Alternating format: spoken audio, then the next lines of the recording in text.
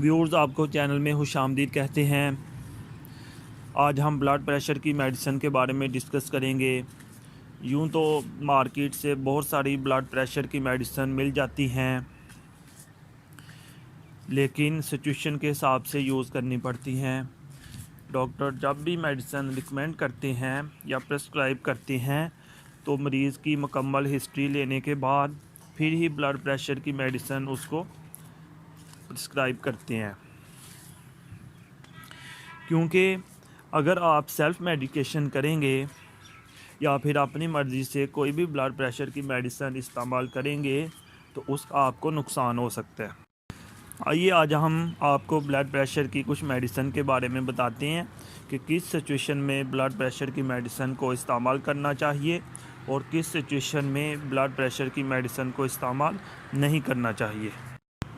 आइए सबसे पहले हम देखते हैं कि ब्लड प्रेशर लो और ब्लड प्रेशर हाई होने का क्या मतलब है।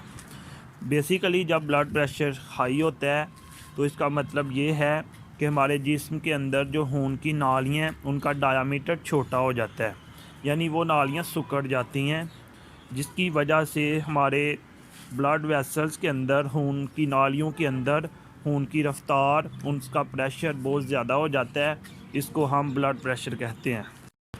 एक दूसरी कंडीशन जिसको हम लो ब्लड प्रेशर कहते हैं, उसमें ये होता है कि हमारी ब्लड वेसल्स का डायामीटर बड़ा हो जाता है।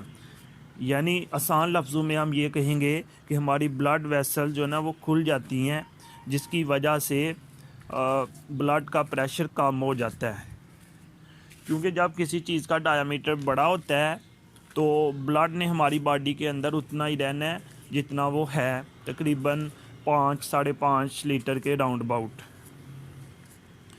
तो जैसे ही ब्लड वेसल्स का साइज़ बढ़ेगा, ब्लड वेसल्स खुल जाएंगी, उसका डायामीटर बड़ा हो जाएगा, तो खून का प्रेशर जो है वो कम हो जाएगा। इसको हम लो ब्लड प्रेशर कहते हैं। हाई ब्लड प्रेशर को लो में कन्वर्ट करना इतना मुश्किल काम नहीं है, लेकिन लो ब्लड प्रेशर को नॉर्मल पे लेके आना ये ज़रा मुश्किल काम है। इसमें ज़रा टाइम लगता है क्योंकि बहुत सारे फैक्टर्स होते हैं जो लो कर देते हैं।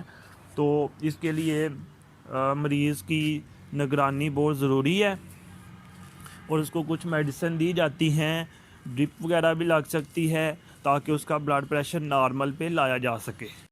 इसके अलावा लोग सबसे बड़ी गलती ये करते हैं कि किसी भी तरह की सिचुएशन हो तो वो फार्मेसी पे जाके या स्टोर पे जाके कह देते हैं कि मुझे ये वाली ब्लड प्रेशर की मेडिसिन दे दें, या किसी पेशेंट को ब्लड प्रेशर की मेडिसिन खाते हुए देखा है तो वो दूसरे को भी कहता है कि आप ये वाली मेडिसिन यूज़ करें, क्योंकि मैंने ये ब्लड प्रेशर की मेडिसिन इस्तेमाल की थी तो मेरा ब्लड प्रेशर बहुत नॉर्मल है। क्योंकि एक मेडिसिन अगर एक पेशेंट के लिए ठीक हो सकती है तो ज़रूरी नहीं दूसरे पेशेंट के लिए भी वो बिल्कुल ठीक हो।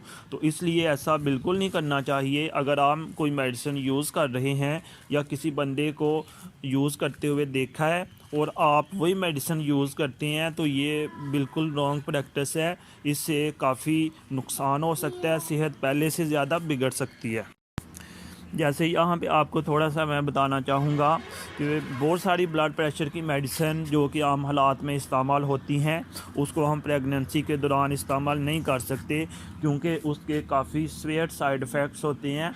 मदर के ऊपर भी इसके काफ़ी सीवियर साइड इफ़ेक्ट होते हैं और बच्चे के ऊपर भी।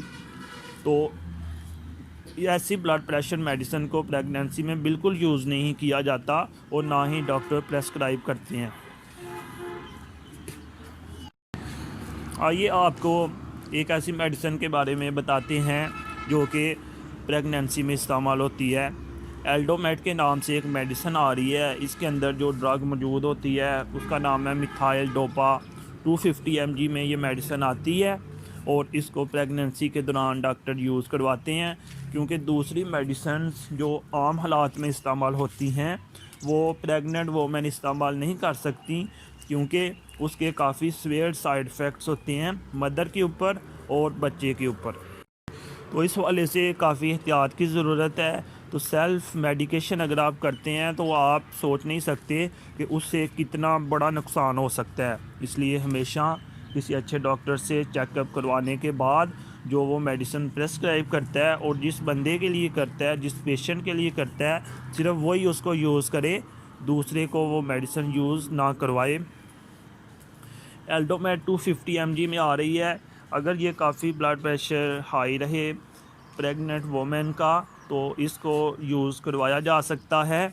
इसकी डोज़ होती है हर 8 घंटे के बाद एक गोली। ये मेडिसिन इस्तेमाल करने के बाद ब्लड प्रेशर काफ़ी हद तक लो हो जाता है, ख़ास तौर पर जब पेशेंट खड़ा हो तो काफ़ी अच्छा रिज़ल्ट आता है इसका। या इसके अलावा अगर वो सीधा लेटा हो तो फिर भी काफ़ी इफ़ेक्ट होता है इस मेडिसिन का।